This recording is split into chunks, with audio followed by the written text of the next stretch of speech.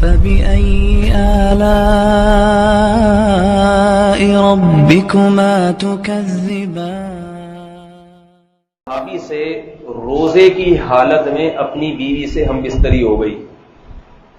مسئلہ یہ ہے کہ روزے کی رمضان میں کے روزے میں اگر زوجہ سے ہم بستری کر لے، مکمل ہم بستری اگر ہو نا، پھر کفارہ ہوتا ہے.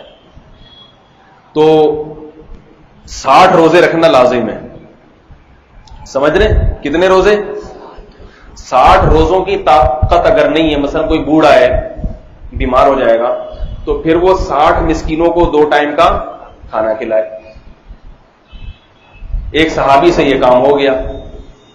نبی صلی اللہ علیہ وسلم کے پاس آئے، یا رسول اللہ، اور بڑا دلچسپ واقعہ ہوا کہ میری زوجہ جو تھی وہ کہیں جا رہی تھی تو ان کی پنڈلی نظر آ گئی اور میں بالکل بے قابو ہو گیا. یہاں تھوڑی سی حیا کے خلاف بات ہے، لیکن ایک بات بتا دوں، یہ جو انٹرنیٹ پر بےہودہ چیزیں دیکھتے ہیں نا آج کل لوگ، فلمیں، فحش، اس سے سب سے بڑا نقصان پتہ ہے کیا ہوتا ہے؟ انسان کی اپنی بیوی کی طرف رغبت کم ہو جاتی ہے.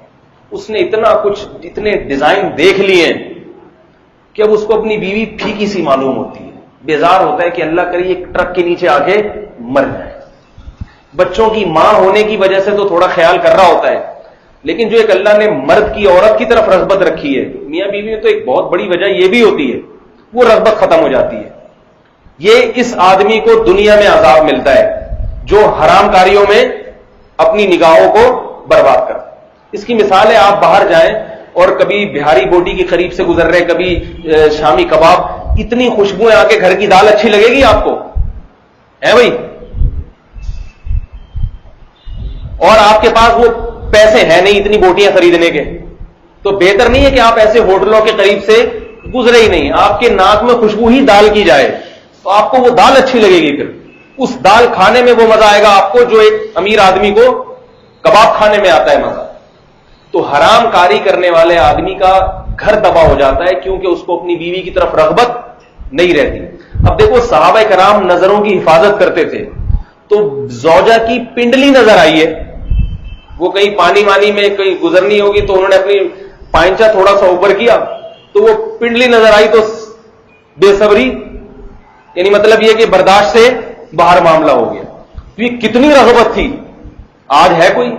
اس نے اتنا کچھ انٹرنیٹ پر، ٹیلی ویژن پر ننگی فلمیں اور فحش چیزیں اور ایسے ایسے چہرے اس نے دیکھ لیے کہ اب اس کو اپنی بیوی پسند ہی نہیں آتی. تبھی گھر برباد ہو رہے ہیں، ادھر ادھر منہ کالا کرتا ہے، عورتیں پریشان ہیں. اتنی خواتین کے فون آتے ہیں اپنے شوہروں کے بارے میں کہ موبائل میں درجنوں لڑکیوں کے نمبر ہیں، لڑکیوں سے فحش باتیں، لڑکیوں سے دوستیاں.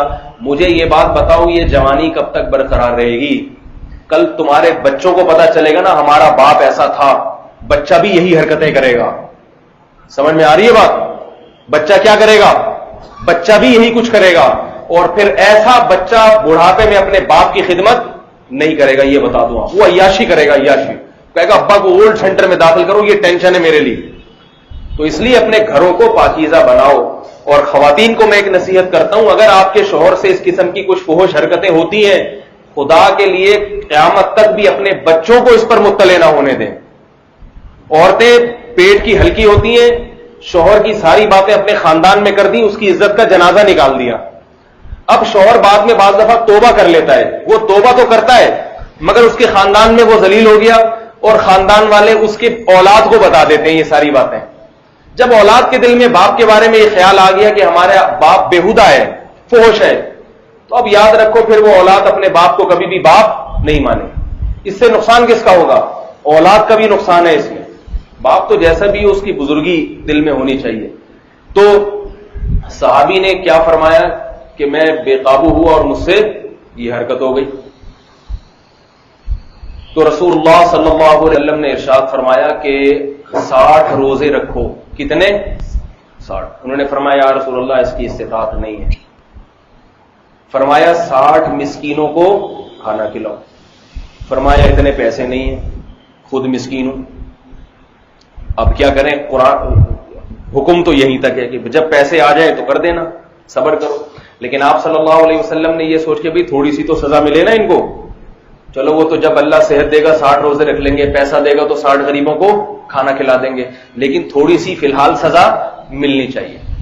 تو آپ صلی اللہ علیہ وسلم نے صحابہ کرام سے فرمایا بھائی کچھ صدقہ، ان سے فرمایا کہ کچھ تھوڑی سی رقم صدقہ کرو، انہوں نے فرمایا کچھ بھی نہیں ہے۔ تو آپ صلی اللہ علیہ وسلم نے صحابہ سے فرمایا کہ ان کو کچھ پیسے سب جمع کر کے دے دیں۔ سب صحابہ نے تھوڑا سا ان کے لیے چندہ کیا، ان کو ہدیہ دے دیا، یہ لوگ۔ آپ صلی اللہ علیہ وسلم فرمایا جاؤ مدینہ میں کسی مسکین کو صدقہ کر دو، یہ رقم تمہارے بھی نہیں ہے، لوگوں نے جمع کر کے دیے، چلو لوگوں کے پیسے لے لو اور جا کے کسی مسکین کو صدقہ کر دو۔ تو صحابی کہنے لگے یا رسول اللہ اپنے سے زیادہ مسکین کو صدقہ کروں؟ مطلب یہ کہ میرے سے زیادہ تو کوئی مسکین مدینہ میں ہے ہی نہیں۔ آپ صلی اللہ علیہ وسلم مسکرانے لگے، فرمایا جاؤ کھاؤ اور بیوی بچوں کو کھلاؤ۔ غلطی بھی ہوئی اور پیسے بھی آ گئے۔ تو یہ نبی صلی اللہ علیہ وسلم نے ان کے ساتھ محبت کا معاملہ کیا۔ تو ایسے مساکین کو نبی حکم کیا دے رہے ہیں؟ صدقات و خیرات کا۔ قرآن حکم کیا دے رہا ہے؟ والدین پہ خرچ کرو، رشتہ داروں پہ، غریبوں پہ، مسکینوں پہ۔ کیوں بتا رہا ہے قرآن کہ بھئی جتنے ہو اسی میں سے کر دیا کرو، اسی میں سے کر دیا کرو۔ حدیث میں آتا ہے رسول اللہ صلی اللہ علیہ وسلم نے فرمایا اتقوا النار ولو بشق تمرۃ، جہنم کی آگ سے بچنے کی کوشش کرو۔ یاد رکھو اللہ کے غصے کو صدقہ جتنا ٹھنڈا کرتا ہے نا، اتنی کوئی چیز ٹھنڈا نہیں کرتی۔ جب کوئی انسان گناہ کرتا ہے نا، اللہ کو غضب آتا ہے، تو اللہ کے غضب کو ٹھنڈا کرنے کے لیے سب سے بہترین نسخہ کیا ہے؟ توبہ تو ہے، توبہ تو فرض ہے، توبہ کے علاوہ دوسری چیز صدقہ کر دے، کسی غریب کو کچھ پیسے دے دے، اس سے اللہ کا غضب، غصہ کم ہوتا ہے اللہ تعالیٰ۔ تو آپ صلی اللہ علیہ وسلم نے فرمایا جہنم کی آگ سے بچنے کی کوشش کرو صدقے کے ذریعے، اور فرمایا اگر پیسے نہیں ہیں، غریب ہو، بشق تمرۃ، کھجور لو، کھجور کھانے کے لیے کھجور ہے نا، اس کے 2 ٹکڑے کرو، ایک خود کھا لو، آدھا ٹکڑا کسی غریب کو صدقہ کرو۔ اس آدھے ٹکڑے سے اللہ تمہیں جہنم کی آگ سے بچائے گا، آدھے ٹکڑے کی وجہ سے۔ تو یہ جس غریب کے پاس یہی ہو، ایسا نہ ہو کہ میں اور آپ کی کھجوریں لے کے چٹانا شروع کر دیں غریبوں کو کہ بھئی آدھے ٹکڑے سے ہوتا ہے۔ ہم اور آپ کو اللہ نے بہت اچھی حیثیت دی ہے، ہمیں تھوڑا سا زیادہ خرچ کر دینا چاہیے، اور خرچ کرنے سے مال بڑھتا ہی ہے۔ آج تک کسی کا مال کم نہیں ہوا۔ اللہ کے نبی صلی اللہ علیہ وسلم نے فرمایا کہ صدقہ کرنے سے کبھی بھی مال کم نہیں ہوتا، اور قرآن میں بھی اللہ نے فرمایا کہ یمحق اللہ الربا ویربی الصدقات، اللہ سود کو گھٹاتا ہے۔ سود خور ہمیشہ روتا ہوا نظر آئے گا، پیسے ہی نہیں ہے، پیسے ہی نہیں ہے، ہر وقت مانگتا ہوا نظر آئے گا، دولت ہو کے بھی اس کا دل تنگ۔ اور آپ صلی اللہ قرآن مجید میں اللہ نے فرمایا ویربی الصدقات، صدقات کو اللہ کیا کرتے ہیں؟ بڑھاتے ہیں، دنیا میں بھی بڑھاتے ہیں، آخرت میں بھی بڑھاتے ہیں۔ تو کہاں سے کہاں بات چلی گئی؟ کیا بات کر رہا تھا میں؟ جی ہاں، مساکین پہ، میں بھکاریوں کی بات کر رہا تھا کہ بھائی ایسے غریبوں پہ خرچ کرنے کی عادت ڈالیں جو لوگوں سے مانگتے نہیں ہیں، خود جا جا کے ان کو دیں۔ اور پھر ان میں دیکھیں جو لالچی ہے، دیکھو اتنے پیسے تو کسی کے پاس نہیں ہیں کہ ساری دنیا کے سارے انسانوں کو دیتے، دینا تو محدود لوگوں کو ہے۔ تو جو لالچی ہے اور جو لالچی نہیں ہے، 2 آدمی نظر آئے تو جو لالچی نہیں ہے اس کو ترجیح دے دیا کریں۔ سمجھ رہے ہیں بات؟ البتہ مانگنے والے کو دینا بھی جائز ہے اگر وہ مستحق ہو، آپ سمجھتے ہیں کہ واقعتاً اس کو ضرورت ہے، پھر مانگ رہا ہے، کیونکہ ہر ایک میں ایک جیسا توکل نہیں ہوتا۔ بعض میں تو اللہ نے ایسا توکل دیا ہے بھوک سے مر جائیں گے مگر کسی کے سامنے ہاتھ نہیں پھیلائیں گے، اور بعض بیچارے کمزور ہوتے ہیں وہ مانگ لیتے ہیں۔ اگر آپ سمجھتے ہیں کہ مانگنے والا ہے، مستحق ہے، اس کو بھی دے سکتے ہیں۔ میں صرف ترجیح کی بات کر رہا ہوں۔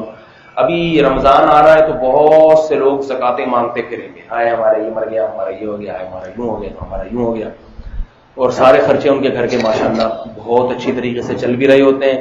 بچے سٹی اسکول میں پڑھ رہے ہیں، ان کی فیس کے لیے زکات چاہیے۔ ایک ایک بچے کی 6-6 ہزار فیس ہے، ان کی فیسیں پوری نہیں ہوئی، اس کے لیے کوئی اللہ للہ فی اللہ کوئی ہمیں زکات دے دے۔ حالانکہ جس کے بچے سٹی اسکول میں پڑھ رہے ہیں، میں سمجھتا ہوں اس کو چاہیے کہ وہ غریبوں کو زکات دے۔ آپ کے پاس اتنا پیسہ ہے تبھی تو اتنی اسکول میں پڑھا رہے ہو آپ، تو یہ جو ہے نا اس طرح سے کرنا چاہیے۔ تو خادموں کے ساتھ حسن سلوک کیا ہوا کہ رمضان میں ان خادموں کو، رمضان کیا نہیں تو کسی بھی مہینے میں ان کو جتنی اجرت بنتی ہے وقت سے پہلے دے دیں، جتنی بنتی ہے اس سے تھوڑی سی زیادہ دے دیں۔